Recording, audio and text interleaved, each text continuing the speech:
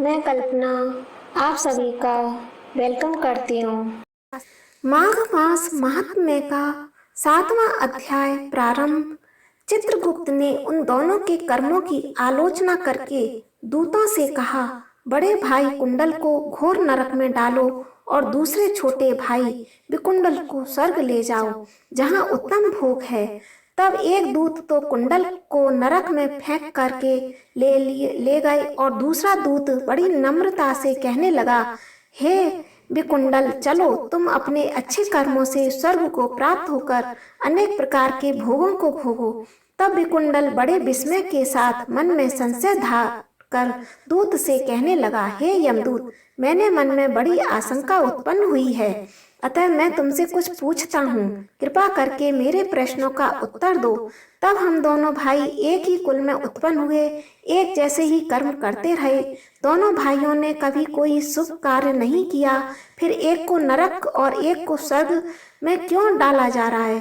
तब यमदूत कहने लगा कि हे विकुंडल, माता पिता पुत्र पत्नी भाई बहन से सब संबंध जन्म के कारण होते हैं और जन्म कर्म के भोगने के लिए ही प्राप्त होते हैं। जिस प्रकार एक वृक्ष पर अनेक पक्षियों का आगमन होता है, उसी प्रकार इस संसार में पुत्र भाई माता पिता का भी संगम होता है। इनमें से जो जैसे कर्म करता है वैसे ही फल भोगता है। तुम्हारा भाई अपने कर्म पापों से नरक गया, तुम अपने पुण्य कर्म के कारण स्वर्ग में जा रहे हो।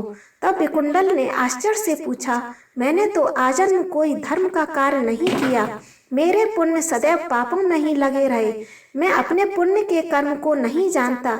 यदि तुम कर्म को जानते हो तो कृपा करके बताइए। तब देवदूत कहने लगा कि मैं सब प्राणियों को भली भांति जानता हूँ, तुम नहीं जानते। सुनो, हरि मित्र का पुत्र सुमित्र नाम का ब्राह्मण था, जिसका आश्रम यमुना नदी की दक्षिणोत्तर दिशा में था। उससे जंगल में ही तुम्हारी मित्रता हो गई और उसके साथ तुमने 2 बार माघ मास में श्री यमुना जी में स्नान किया।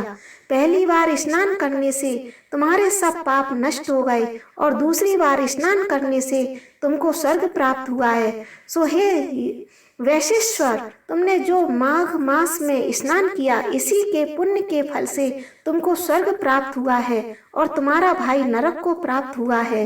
दत्तात्रेय जी कहने लगे कि इस प्रकार वह भाई के दुखों से अति दुखी होकर नम्रता पूर्वक मीठे वचनों से दूतों से कहने लगा, हे दूतों, सज्जन पुरुषों के साथ 7 पग चलने से मित्रता हो जाती है और यह कल्याणकारी होती है।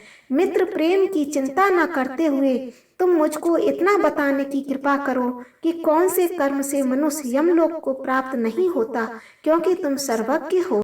इस प्रकार से यह माघ मास का महात्म्य 7वां अध्याय समाप्त होता है। हरे कृष्णा, राधे राधे।